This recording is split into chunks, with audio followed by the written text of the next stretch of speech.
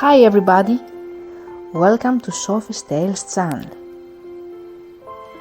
Make yourself as comfortable as you can and leave your worries and stress behind.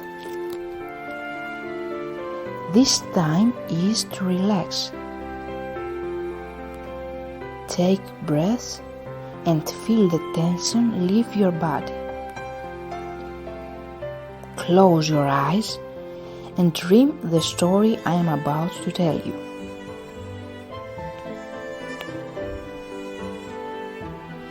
Come and travel with a romantic story which became one of the most famous ballets.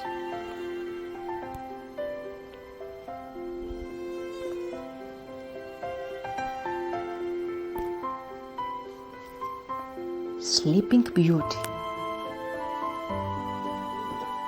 Once upon a time, in a faraway kingdom, lived a king and a queen who for years longed to have a child.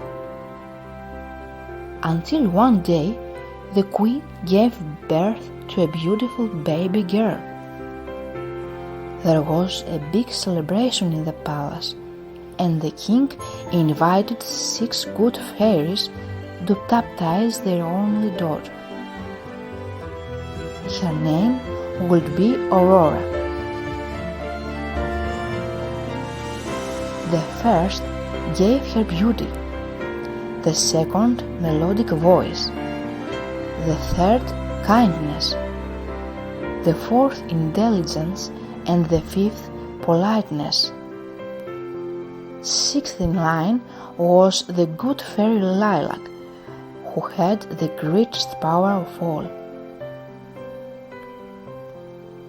But at the moment she was about to give Aurora her gift, a black cloud spread across the room and the evil fairy Carabosse came out. She was angry that she had not been invited to the celebration and wanted to take revenge. The evil Carabosse stood over the little girl's cradle and in a fierce voice said, "With a sharp spindle her finger will be pierced, and the next minute Aurora will die." As soon as the queen heard her, she began to cry bitterly and begged her to take back her curse.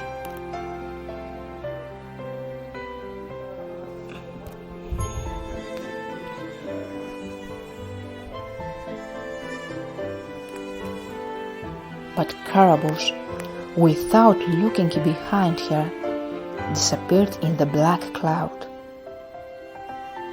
Everyone was frozen in fear. The fairy Lilac, however, who had not had time to wish for Aurora, embraced the queen and said to her in a sweet voice,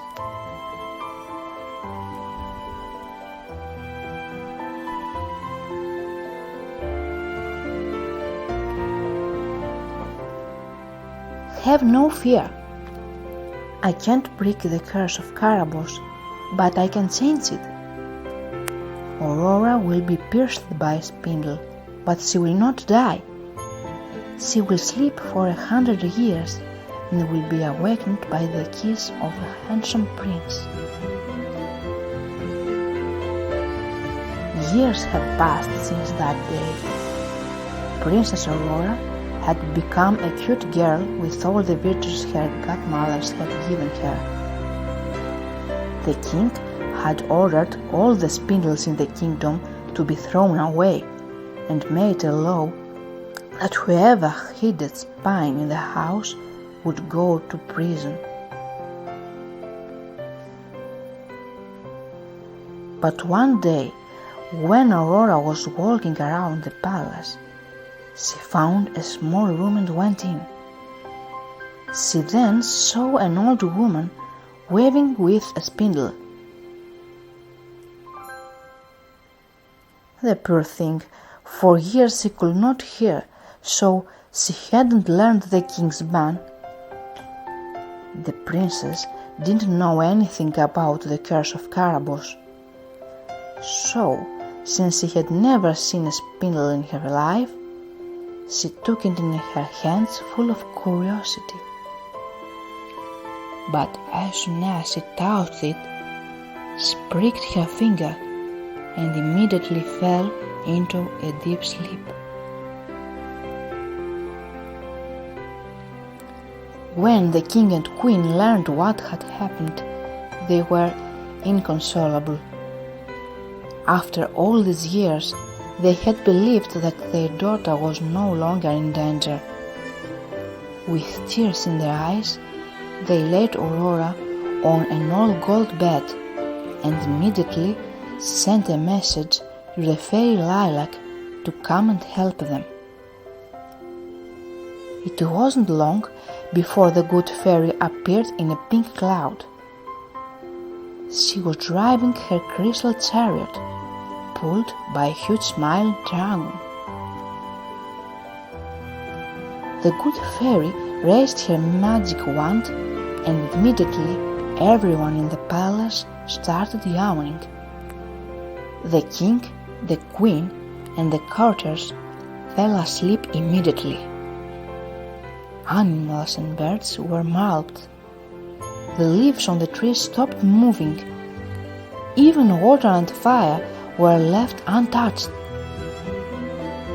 Before the good fairy left, she touched the garden fence with her wand, and in an instant a huge rose bush embraced the palace and hid it behind its sharp thorns.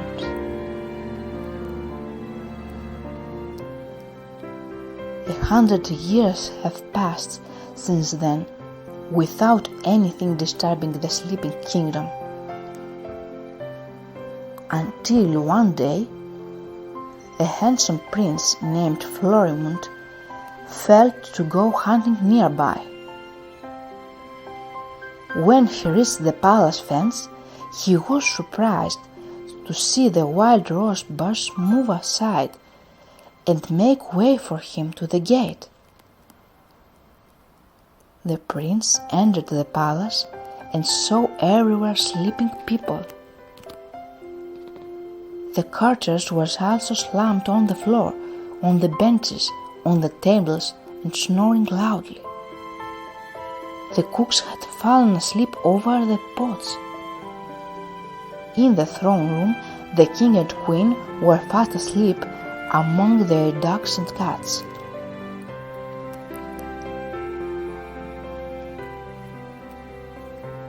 The prince then climbed the stairs and arrived at Princess Aurora's chamber. As soon as he saw the beautiful girl lying on her golden bed, he felt his heart pounding. He approached her and gave her a kiss. Aurora immediately opened her eyes, looked at the handsome prince, and smiled sweetly at him. "I was waiting for you," she told him.